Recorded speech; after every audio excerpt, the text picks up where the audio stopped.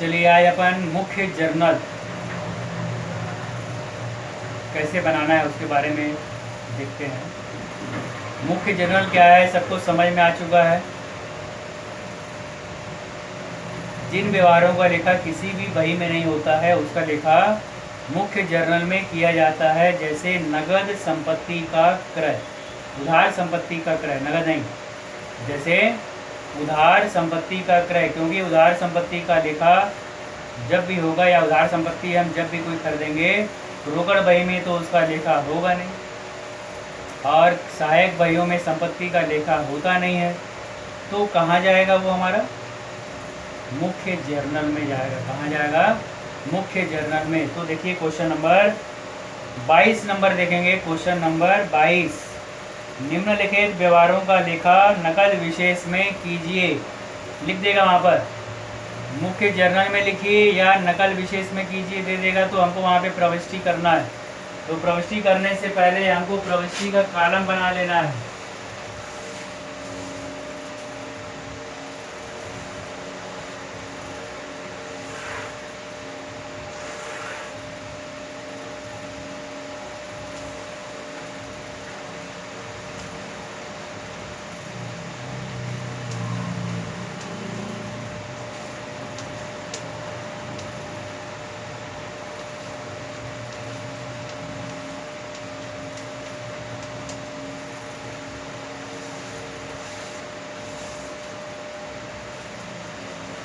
जैसे अपन प्रविष्टि का कॉलम बनाते थे,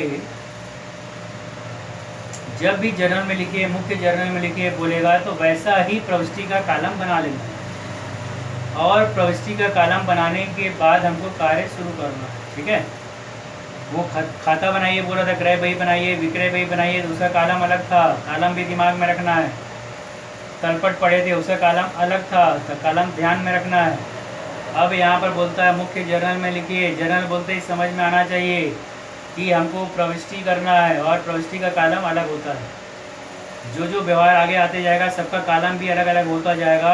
इस बात का विशेष ध्यान देना है आगे वर्ष में। तो देखिए, दान में माल दिया 2017 जनवरी 1, दान में माल दिया, दान दिया। जनवरी 1 में जब एंट्री करेंगे अपन, दान दे रहा है, दान में क्या दिया? माल दिया। दान विकलन टू माल, नरेशन देंगे, दान दिया। दान में माल दिया तो पहला एंट्री हो गया दान विकलन टू माल।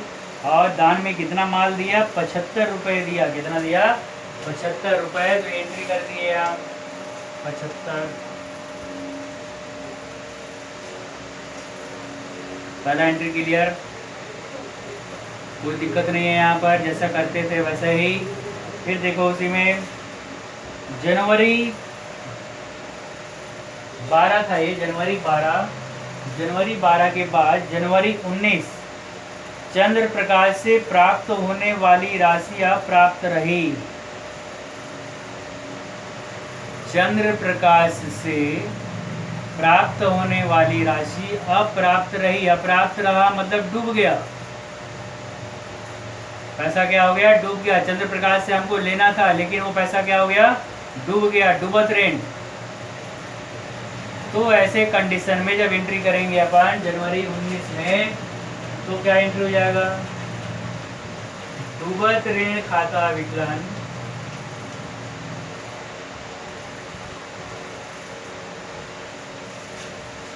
टू चंद्र प्रकाश।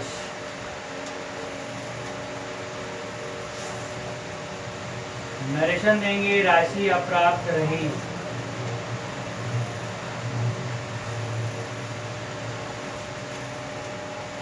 कितनी राशि अप्राप्त रही? तो बोलता है 400 रुपये अप्राप्त रहा। तो यहाँ पर एंट्री कर देंगे 400। बात समझ में आ गया? डूब गया, अप्राप्त रहा बोलता है। तो जब जैसे बोला यहाँ पर चंद्र प्रकाश से प्राप्त होने वाली राशि अप्राप्त रही। अप्राप्त रही मतलब वो राशि डूब गया। तो ऐसे कंडीशन में जब एंट्री करेंगे अपन, तो डूबत ऋण विकलन टू चंद्र प्रकाश, क्या एंट्री होगा? डूबत ऋण विकलन टू चंद्र प्रकाश, और कितनी राशि डूब गई? 400 लिख दिए 400। निरसन दे देंगे, राशि अब प्राप्त रही। जैसे एंट्री करते थे अपन वही एंट्री है, कोई नया नहीं है। आगे बस में फिर देखिए उसके बाद 19 के बाद 24, वर्धमान से प्राप्त रुपए चंद्रभान के खाते में जमा किए।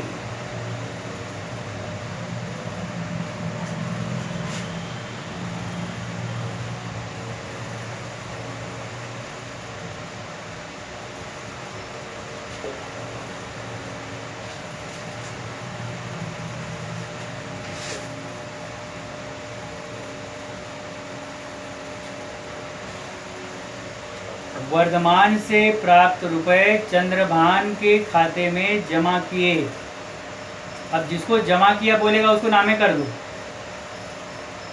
क्वेश्चन में दिया है वर्धमान से प्राप्त रुपया चंद्रभान के खाते में जमा लिख दिए, तो चंद्रभान क्या करना है अपन को? अब नामे। जिसको भी जमा करेगा उसको उल्टा नामे करना और बाकी को नीचे ले आना। ठीक है, तब क्या करेंगे अपन यहाँ पर? चंद्रभान विकलन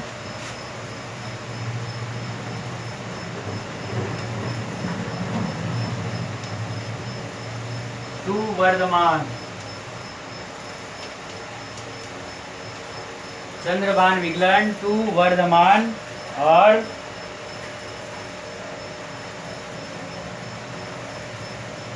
तारीख जनवरी 24, और क्वेश्चन देकर लो फिर से एक बार। वर्धमान से प्राप्त रुपए चंद्रभान के खाते में जमा लिख दिए, तो चंद्रभान क्या हो जाएगा? अब नामे टू वर्धमान, तो चंद्रभान विकलन टू वर्धमान। निरसन देंगे, समायोजन किया।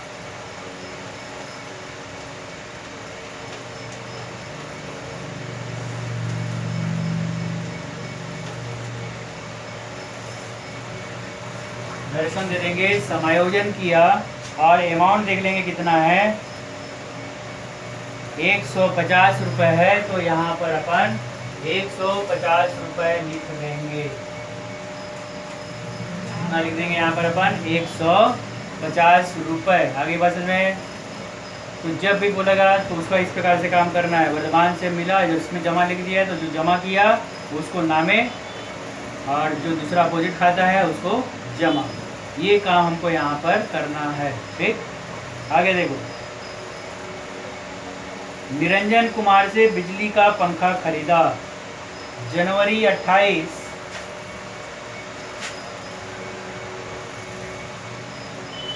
निरंजन कुमार से बिजली का पंखा खरीदा। नगद खरीदा बोला है कि यहाँ पर नगद शब्द तो आया ही नहीं। जब नगद शब्द नहीं आया तो उधार है, और बिजली का पंखा खरीदा है। बिजली का पंखा क्या है? संपत्ति। बिजली का पंखा क्या है? संपत्ति, और ये उधार है। तो ऐसी दशा में इसका लेखा मुख्य जर्नल में किया जाता है। अगर ये नगद होता तो रोकड़ बही में चला जाता, ठीक है नहीं।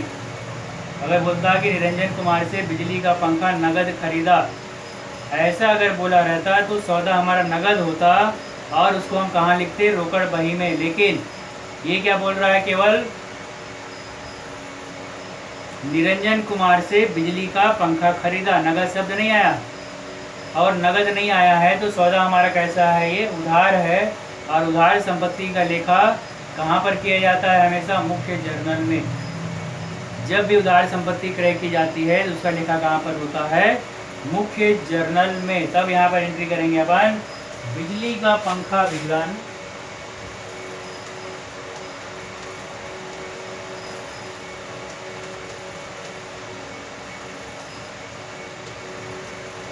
टू निरंजन। निरसन देंगे, उधार खरीदा।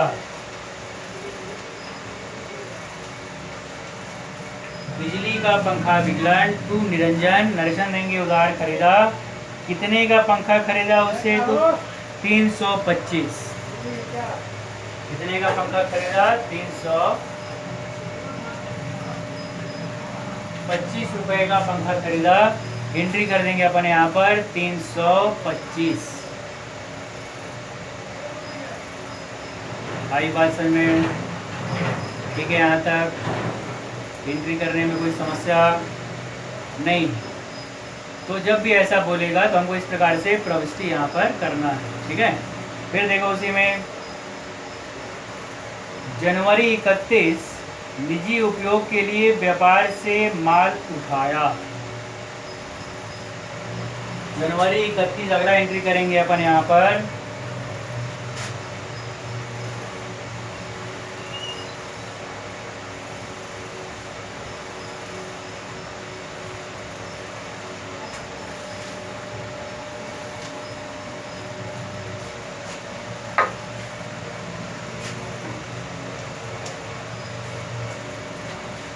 व्यापार से माल उठाया यानी माल उठाया मतलब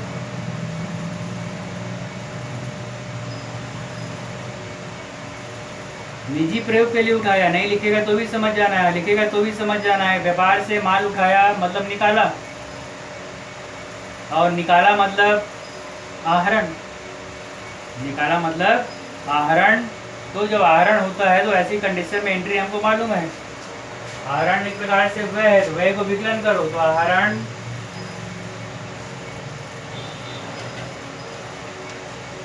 खाता विकलन टू माल खाता। निरसन लेंगे।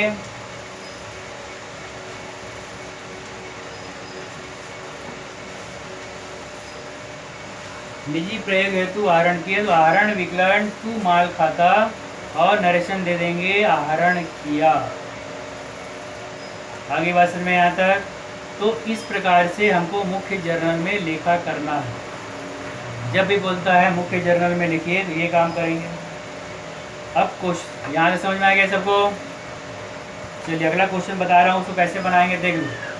वहाँ पे बोला है क्वेश्चन नंबर 22 में निम्न व्यवहारों को सहायक बही में लिखिए। सहायक बही मतलब आपको छांटना है कि कौन सा व्यवहार कौन से बही में जाएगा, छांटना है। छांटने के बाद लिखना है। निम्न व्यवहारों को क्रय बही में लिखिए, विक्रय बही में लिखिए, ऐसा नहीं बोला है। क्या बोला है? निम्न व्यवहारों को सहायक बही में लिखिए। तो पहले हम क्रय से संबंधित व्यवहारों को छांट लेंगे। क्रय से संबंधित व्यवहारों को छांट लेंगे और छांटने के बाद उसका लेखा करेंगे, ठीक है। अब देखो यहाँ पर दिया हुआ है 2017 जनवरी 2 40,000 रुपये का माल महेंद्र से 10% व्यापारिक बट्टे पर खरीदा। तो ये कौन से बही में जाएगा? क्रय बही में। तो वहाँ लिख लेंगे आप, पहले पेंसिल से निशान लगा लोगे। हाँ, एक क्रय बही में जाएगा। क्रय बही में इसका लेखा करना है। मोतीलाल को 10,000 रुपये का माल बेचा, ये विक्रय बही में जाएगा। तो क्रय बही में इसका लेखा नहीं होगा। कहाँ होगा इसका लेखा? विक्रय बही में। फिर महेंद्र को 5,000 रुपये के मूल्य का माल वापस किया, को वापस किया, यानी कौन से बही में जाएगा? ये क्रय वापसी बही में। कौन से वापसी बही में? क्रय वापसी बही में। श्याम सिंह को 30,000 रुपये का माल बेचा, ये कौन से बही में जाएगा? विक्रय बही में। कौन से बही में? विक्रय बही में। हरीश को 12,000 रुपये का तथा मोतीलाल को 14,000 रुपये का माल बेचा, दोनों को माल बेचा, ये भी कहाँ जाएगा? हमारा विक्रय बही में। बात समझ में आया? तो पहले क्रय बही अगर बना रहे हो तो क्रय बही छांट लो। तो क्रय बही में क्या है हमारे यहाँ पर? 40,000 रुपये का माल महेंद्र से खरीदा, है ना। एक ये है, एक ही है।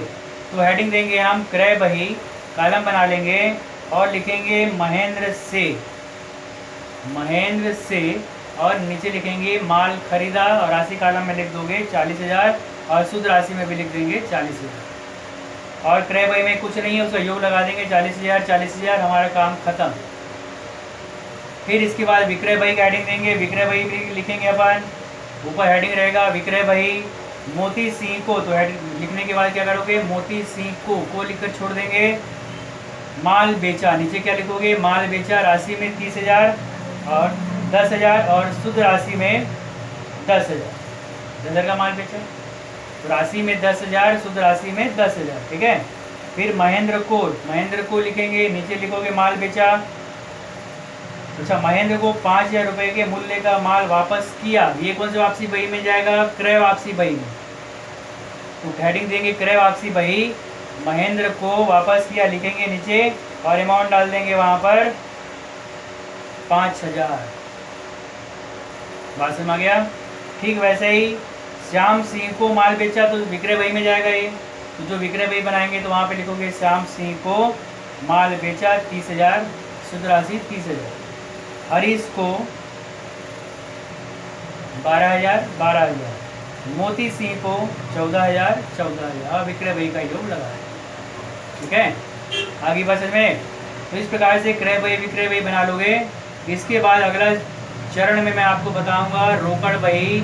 रोकड़ बही के अंतर्गत रोकड़ बही, द्विस्तंभी रोकड़ बही, त्रिस्तंभी रोकड़ बही और लघु रोकड़ बही। इतना रोकड़ बही हमको पढ़ना है, तो आपको अगले में बताते हैं। भाई बस में यहाँ तक ठीक।